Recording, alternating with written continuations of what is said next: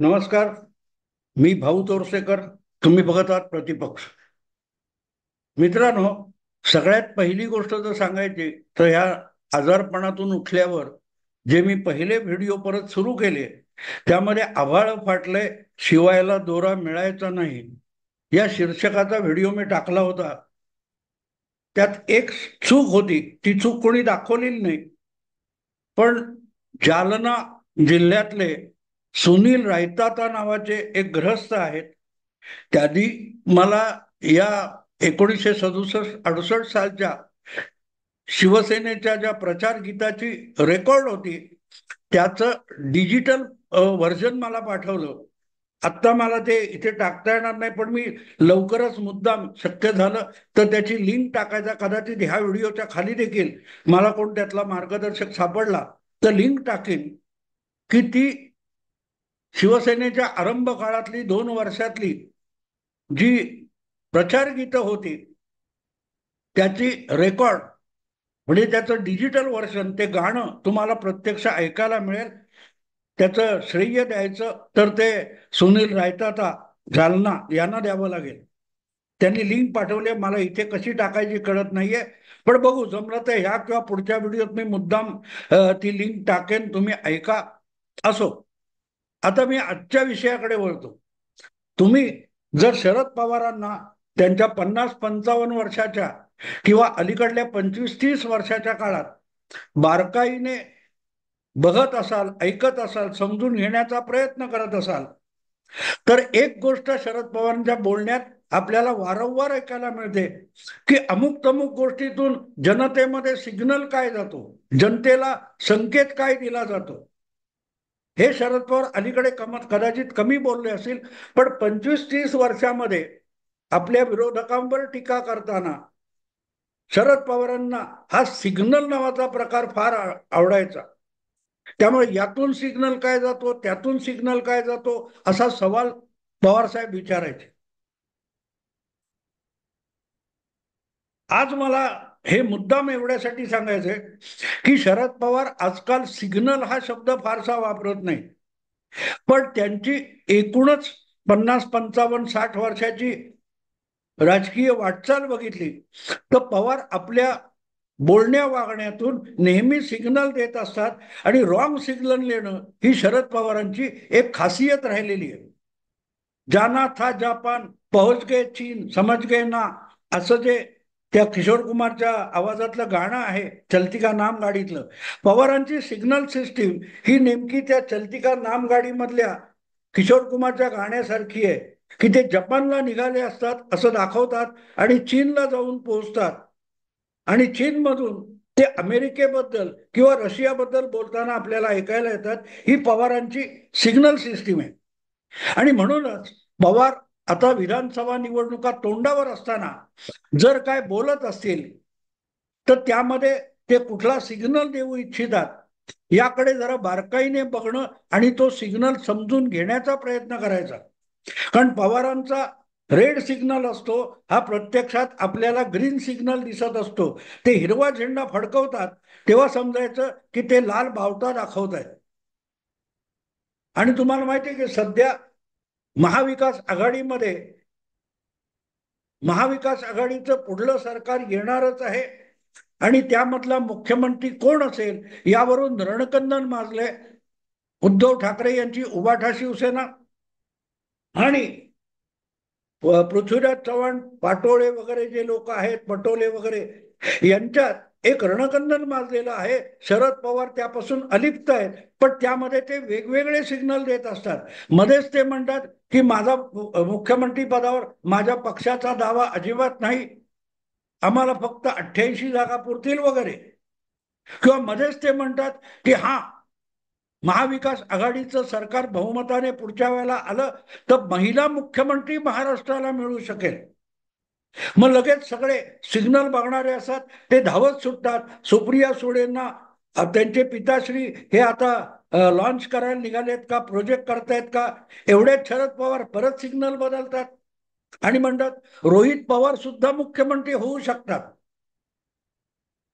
तर हे signal system जी जी पवारांची आहे, जी संजय राऊतांना कळायला अजून 99 जन्म घ्यायचे, त्या संजय राऊतांना किंवा त्यांच्या राऊतांच्या सिग्नलवर चालणारे उद्धव ठाकरे आहेत, यांना पवारांचे सिग्नल समजायला कदाचित आणखीन 200 जन्म घ्यायला लागतील. आणि पुढच्या प्रत्येक जन्मात त्यांना बाळासाहेबच जन्माला घालतील याची काही गॅरंटी नाहीये. असो, सांगायचा मुद्दा असा की पवारांची जी सिग्नल सिस्टीम आहे ती आपल्याला समजून घेतली पाहिजे.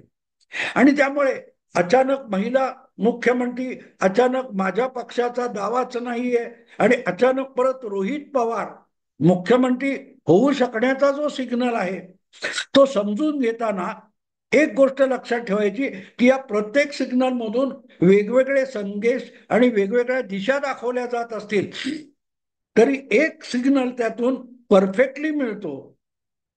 त्याच्यातला एक समान धागा एक आहे की मुख्यमंत्री शिवसेनेचा नसेल, उबाठा शिवसेनेचा नसेल आणि उद्धव ठाकरे तर बिलकुल नसतील. आता महिला मुख्यमंत्री होऊ शकतो असं जेव्हा म्हणतात तेव्हा उद्धव ठाकरे हे महिला नाहीत. त्यामुळे उद्धव ठाकरे यांचा मुख्यमंत्री पदावरचा दावा मी खोडून काढतो आहे, कारण झाला तर महिला मुख्यमंत्री होईल असं शरद पवार म्हणतात. त्याचा सरळ सरळ अर्थ की पुल्लिंगी असलेले उद्धव ठाकरे हे महाविकास आघाडीचे 2024च्या विधानसभा निकालानंतर मुख्यमंत्री असणार नाहीत हे ते सांगतात. ते सुप्रियाताईंचं नाव घेत नाहीत, पण उद्धव ठाकरे यांचं नाव खारिज करून टाकतात. हे पूर्णपणे समजून आणि लक्षात घेतलं पाहिजे. जर आपल्या पक्षाचा मुख्यमंत्री पदावर दावाच नाही असं जेव्हा शरद पवार सांगतात तेव्हा मग रोहित पवार कुठल्या पक्षाचे आहेत?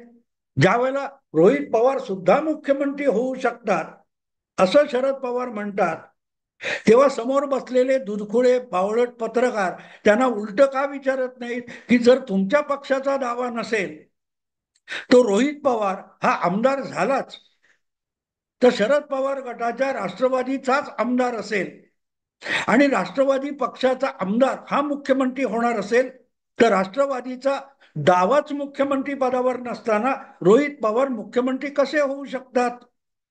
का तुम्ही ज्या पक्षाचे अधिक आमदार असतील त्याचा मुख्यमंत्री म्हणून रोहित पवारांना त्या अधिक आमदारांच्या पक्षामध्ये धक्के मारून पाठवणार आणि तिथून त्याला मुख्यमंत्री करून घेणार का?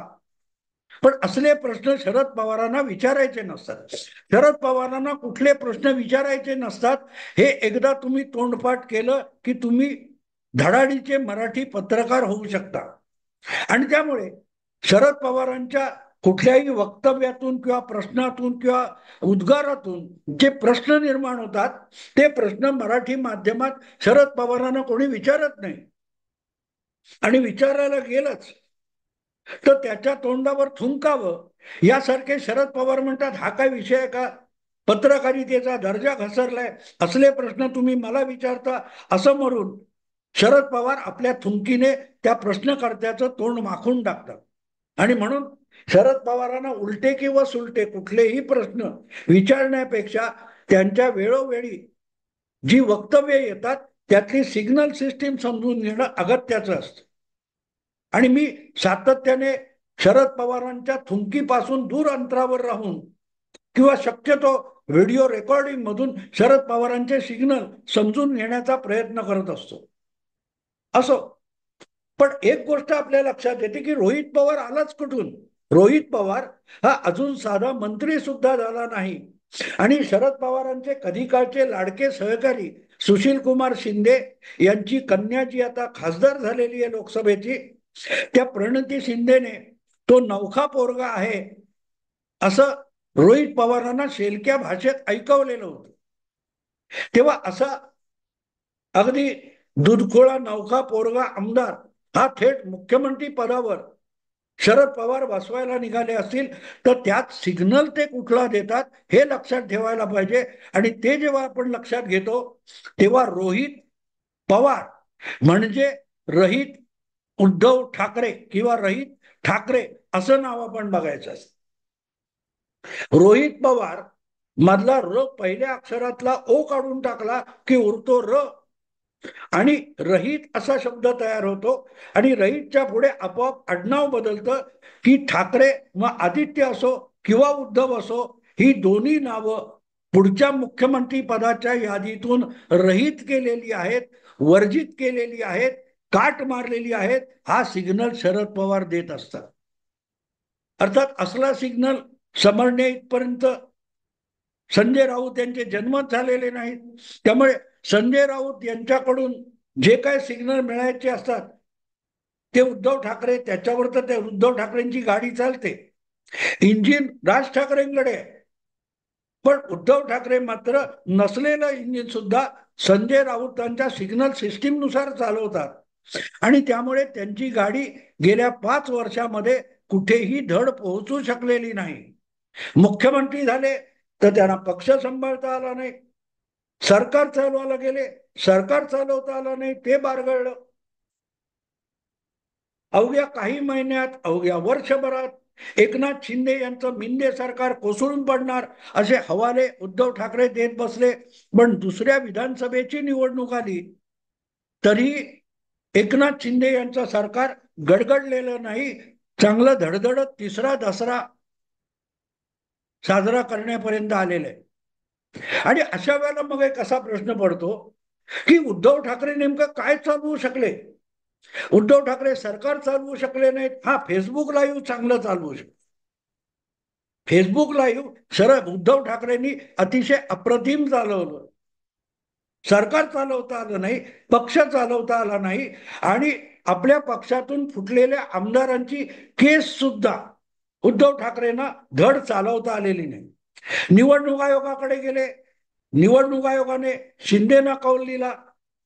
सुप्रीम कोर्टात गेले, सुप्रीम कोर्टाने विधानसभेच्या अध्यक्षांकडे पाठवलं, विधानसभेच्या अध्यक्षांनी एकनाथ शिंदेना कौल दिला. उद्धव ठाकरेंची अवस्था किती दयनीय झाली आहे बघा, की ते जे जे चालवायला जातात ते ते एक तर बंद पडतं किंवा मोडून उद्ध्वस्त होऊन पडतं. आणि त्याचं कारण गेल्या 5 वर्षात उद्धव ठाकरे यांची गाडी ही संजय राऊत नावाच्या सिग्नल सिस्टीमनुसार चालवली जाते. आणि संजय राऊत यांची सिग्नल सिस्टीम म्हणजे कसलाच सिग्नल नाही, त्यात हिरवा पण नसतो, पिवळा पण नसतो, तांबडा पण नसतो, कुठलाच सिग्नल नसतो. सगळे दिवे एका पाठोपाठ फडफडत असतात आणि त्या दिव्याला कुठलाही रंग नसतो. त्यामुळे त्या सिग्नल सिस्टीमनुसार उद्धव ठाकरे जी काय गाडी चालवायला जातात ती गाडी कुठेच जाऊन पोहोचत नाही आणि अपघात मात्र वारंवार होत असतात. आताही आपण बघा की विधानसभा निवडणुकीची आचारसंहिता घोषित करण्याची वेळ जवळ येऊन टपले, नवरात्र सुरू झालंय आणि दसरा आवरला की विनाविलंब किंवा कदाचित नवरात्र चालू असताना सुद्धा हरियाणा विधानसभेचे, जम्मू काश्मीरचे निकाल येतील आणि त्यानंतर महाराष्ट्र विधानसभेच्या आगामी निवडणुकांचं वेळापत्रक जाहीर होईल, आचारसंहिता लागू होईल.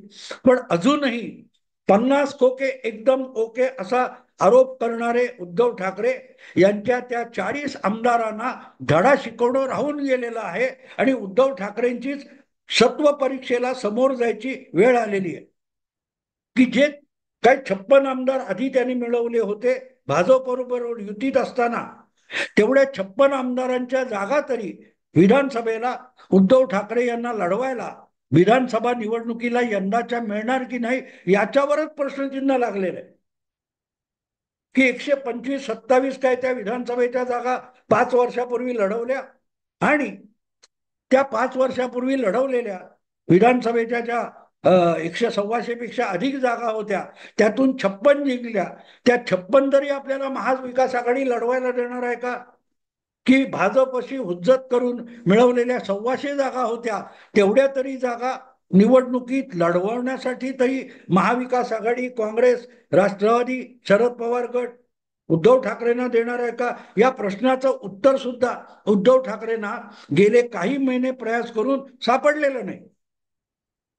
आणि त्यामुळे हळूहळू करत अशी परिस्थिती आली आहे की शरद पवारांनीच दिलेला एक सिग्नल किंवा एक भविष्यवाणी, मला आठवते लोकसभा निवडणूक चालू होती, महिना एप्रिल होता, म्हणजे जवळजवळ 6 महिने मागे आपण जाऊ. 6 महिन्यापूर्वी महाराष्ट्रात लोकसभेच्या निवडणुकीची चौथी फेरी चालू होती महाराष्ट्रात.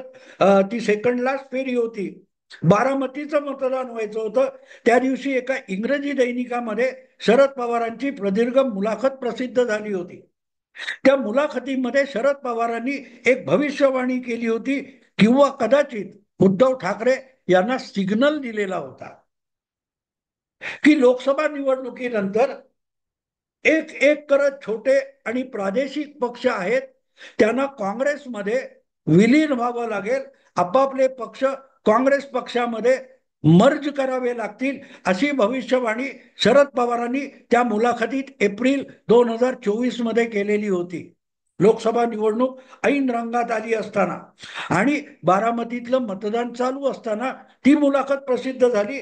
पण ती 2 दिवस अलीकडे घेतली गेलेली असेल आणि महाराष्ट्रात मुंबई वगैरेची शेवटची मतदानाची फेरी होत असताना ती मुलाखत प्रकाशित झाली असेल तर त्याचा अर्थ साफ साफ होतो की इंडी आघाडीमध्ये काँग्रेस बरोबर शरद पवारांबरोबर ज्यांनी इंडी आघाडी म्हणून निवडणूक लढवली त्यांना शरद पवार सिग्नल देत होते, बाबांनो आपली स्वतंत्र म्हणून ही शेवटची निवडणूक आहे. मग ती अर्थात अखिलेश यादवला असेल किंवा आणखी कोण लालू यादवना असेल किंवा आणखीन कोणाला असेल, तशीच तो सिग्नल हा केजरीवालला होता, तसाच तो उद्धव ठाकरेंना सुद्धा होता. बाबा उद्धव, ही तुझी मशाल मिरवण्याची शेवटची निवडणूक आहे. येत्या 4-6 महिन्यामध्ये तुला आपला पक्ष गुंडाळून काँग्रेसमध्ये विलीन व्हावं लागेल. राजकारणात टिकून राहायचं असेल तर पक्ष टिकला नाही तरी चालेल, आपण टिकलं पाहिजे, हा शरद पवारांनी आपल्या भविष्यवाणीतून उद्धव ठाकरे यांना दिलेला सिग्नल होता. लोकसभा निवडणुकीतून सिद्ध झालं की एकनाथ शिंदे यांनी शिवसेनेचे 18-19% जे कोर वोटर आहेत त्यापैकी 13-14% मतं नेली आणि उद्धव ठाकरे यांच्याकडे 4-5% मतं ओरिजिनल शिवसेनेची उरलेली आहेत.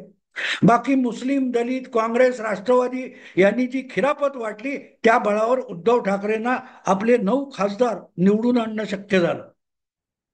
आणि तेवढ्या बळावर तेवढ्या ताकदीवर म्हणजे ओरिजिनल 5% शिवसेनेच्या मतांच्या बळावर स्वतंत्रपणे निवडणूक लढणं अशक्य असल्यामुळे आपला चेहरा जाहीर करा, आपल्याला अधिक जागा द्या, आपल्याला थोरला भाऊ माना, यासाठी रडणारे जे उद्धव ठाकरे आहेत त्यांच्यासाठी शरद पवारांनी निकालापूर्वीच सिग्नल दिला होता, तुम्हाला लवकरच आपला गाशा गुंडाळून काँग्रेस पक्षात विलीन व्हावं लागणार आहे. आणि आता सुद्धा उद्धव ठाकरेंना मुख्यमंत्री होण्याची खुमखुमी महत्वाकांक्षा अजूनही आहे आणि त्यासाठी पक्षाचं भवितव्य काय याचा उद्धव ठाकरेंना फरक पडत नाही, फिकीर नाहीये. त्यांना कुठल्याही परिस्थितीत मुख्यमंत्री व्हायचंय. आणि अंबादास दानवे तर म्हणाले की अरे 1 दिवसासाठी तरी आमचे पक्षप्रमुख उद्धव ठाकरे यांना 1 दिवसासाठी तरी मुख्यमंत्री करा. म्हणजे मुख्यमंत्री होण्यासाठी शरद पवार उद्धव ठाकरे किती अगतिक झालेले आहेत हे मी वेगळं सांगायला नको. आणि मग यात असा पर्याय राहतो की शिवसेना टिकवायची, उभाठा शिवसेना टिकवायची की मुख्यमंत्री पद मिळवायचं. ज्या वेळेला असा पर्याय उभा राहतो तेव्हा शिवसेनेला आपल्या वडिलांनी दिलेल्या वारशाला दुय्यम ठरवून उद्धव ठाकरे मुख्यमंत्री पदाकडे झेपावतात, हे आपण जवळजवळ 5 वर्षापूर्वी बघितलेलं आहे. आणि त्याला अनुसरूनच शरद पवारांनी एप्रिल 2024 मध्ये लोकसभा निवडणूक चालू असताना एक सिग्नल दिला होता, तुम्हाला मुख्यमंत्री व्हायचंय तर या पुढल्या काळात तुम्हाला काँग्रेसचं मुख्यमंत्री होता येईल. जसं 1980 मध्ये जनता पार्टी गुंडाळून काँग्रेसमध्ये विलीन करून हरियाणाचं मुख्यमंत्रीपद भजनलाल यांनी मिळवलं होतं, किंवा 1990-91च्या काळामध्ये आपलं मुख्यमंत्रीपद टिकवण्यासाठी गुजरातचे मुख्यमंत्री चिमणबाई पटेल अख्खा पक्ष आणि मंत्रिमंडळ घेऊन काँग्रेसमध्ये, नरसिंहरावांच्या काँग्रेसमध्ये सहभागी झाले आणि मुख्यमंत्रीपद टिकवलं. तसंच उद्धव ठाकरे यांच्यासमोर एकच पर्याय आहे की त्यांना मुख्यमंत्री व्हायचं असेल तर काँग्रेस पक्षात आपला पक्ष विलीन करावा लागेल. उभाठा शिवसेना काँग्रेसमध्ये विलीन करून उद्धव ठाकरे मुख्यमंत्री पद परत मिळवू शकतात. आणि त्यासाठी शरद पवारांनी 4-6 महिने आधीच सिग्नल देऊन ठेवलाय. 4-6 महिने आधी सिग्नल दिलेला आहे. म्हणून मी सांगतो की शरद पवारांचा सिग्नल समजावा लागतो. थोडक्यात आपलं मुख्यमंत्री पद टिकावं, मिळावं, आमदार कमी असताना सुद्धा मुख्यमंत्री व्हायचं असेल तर आपल्याला कुठले कुठले ग्रह शांत करावे लागतील. प्रियंका नावाचा ग्रह शांत करायचा, राहुल नावाचा ग्रह शांत करायचा, खरगे नावाच्या ग्रहाची ओवाळणी करायची, तर काय करावं लागेल ते शरद पवारांनी एप्रिल 2024 मध्ये सांगून ठेवलंय. आपला पक्ष काँग्रेसमध्ये विलीन करायचा. आता शरद पवारांची ही भविष्यवाणी उद्धव ठाकरे मुख्यमंत्री पद मिळवण्यासाठी खरी करणार का, हा निकालानंतरचा विषय आहे. आपण निकालापर्यंत प्रतीक्षा करू. विधानसभेच्या निवडणुका होऊ देत, मग कळेल की उद्धव ठाकरे शरद पवारांची एप्रिल 2024 मधली भविष्यवाणी खरी करून दाखवतात का.